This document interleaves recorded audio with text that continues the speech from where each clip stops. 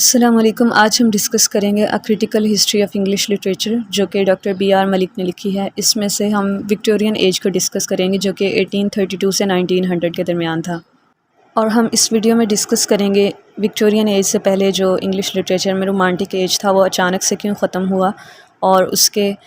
Romanticism کے Victorian age پر کیا influence رہا، اور وکٹورین ایج میں ہمیں کون سے گریٹ رائٹرز ملتے ہیں۔ ان سب چیزوں کو ہم اس ویڈیو میں ڈسکس کریں گے۔ 3,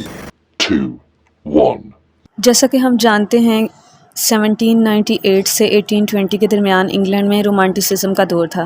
لیکن 1820 کے بعد سے رومانٹسزم میں ایک سڈن ڈکلائن آیا،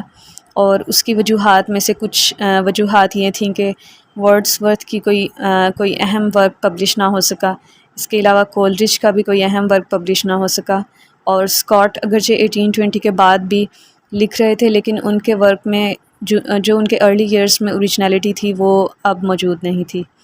اور اس کے علاوہ ینگر جنریشن کے جو رومانٹک پوئٹس تھے ان سب کی ڈیتھ ینگ ایج میں ہو گئی۔ فار ایگزامپل کیٹس 1820 میں ان کی ڈیتھ ہوئی، شیلے کی 1822 میں، اور بائرن کی 1824 میں۔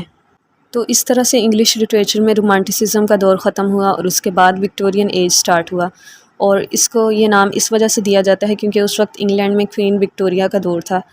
اور اگرچہ کوئین وکٹوریہ تو 1837 سے 1901 کے درمیان کوئین رہیں، لیکن کیونکہ لٹریری موومنٹس رائل ایکسیشن یا ڈیتھ کے ساتھ کوئنسائڈ نہیں کرتی، تو ہم انگلش لٹریچر میں وکٹورین ایج کو 1832 سے 1900 کے درمیان دیکھ سکتے ہیں۔ وکٹورین ایج اصل میں تو ریئلزم کا دور تھا، لیکن ایک اور لحاظ سے اس کو دیکھیں تو یہ دراصل رومانٹک ایج کی کنٹینیوشن بھی تھی، اور کیونکہ رومانٹک ایج اچانک سے ختم ہوا تھا اور اس کی وجہ یہ تھی کہ بہت سے رائٹرز کی ینگ ایج میں ڈیتھ ہو گئی، تو ان کی ڈیتھ کے بعد سے رومانٹسزم کی انسپائریشن جو تھی وہ ڈفرینٹ لائنس میں ڈیولپ ہوئی، اور اسی وجہ سے ہمیں وکٹورین ایج کے بہت سے great writers, for example Tennyson, Browning, Arnold, Dickens, اور اس کے علاوہ ایسے رائٹرز بھی جو اگرچہ رومانٹسزم کے خلاف تھے ان پر بھی رومانٹسزم کا انفلوئنس ہمیں نظر آتا ہے۔ تو اس طرح سے وکٹورین ایج ہمیں دو اپوزنگ ایلیمنٹس کا مکسچر نظر آتا ہے، ایک کلاسزم اور دوسرا رومانٹسزم،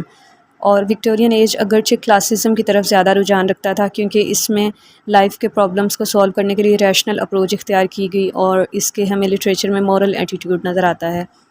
لیکن کیونکہ یہ رومانٹک ایج کے کلوز تھا اور اس میں انڈسٹریلائزیشن اور میٹیریلزم پر فوکس تھا، اور اس کے سوشل اور اکانومک پرابلمس بھی نظر آ رہے تھے، تو رائٹرز نے اس چیز کو بھی ضروری سمجھا کہ وہ اپنی رائٹنگس میں امیجنیشن اور فیلنگس کو بھی انکلوڈ کریں۔ وکٹورین ایج بہت زیادہ لمبا اور کمپلیکیٹڈ ہے، تو اس کو آسانی کے لیے دو حصوں میں ڈیوائڈ کیا جاتا ہے، ارلی وکٹورین پیریڈ اور later Victorian period. Early Victorian period 1832 سے 1870 کے درمیان ہے، اور اس میں ہمیں ٹینیسن، براؤننگ، آرنلڈ اور ڈکنس جیسے گریٹ رائٹرز نظر آتے ہیں، جبکہ لیٹر وکٹورین پیریڈ جو کہ 1870 سے 1900 کے درمیان ہے، اس میں ہمیں جارج ایلیٹ اور ہارڈی جیسے گریٹ رائٹرز نظر آتے ہیں۔ تو یہ تھا وکٹورین ایج کا تعارف۔ نیکسٹ ویڈیو میں ہم ارلی وکٹورین پیریڈ کے پوئٹس کو ان کی پوائنٹس کے ساتھ ڈسکس کریں گے۔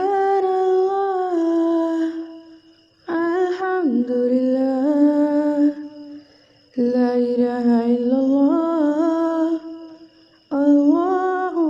اکبر، سبحان اللہ، الحمدللہ، لا الہ الا اللہ، اللہ اکبر۔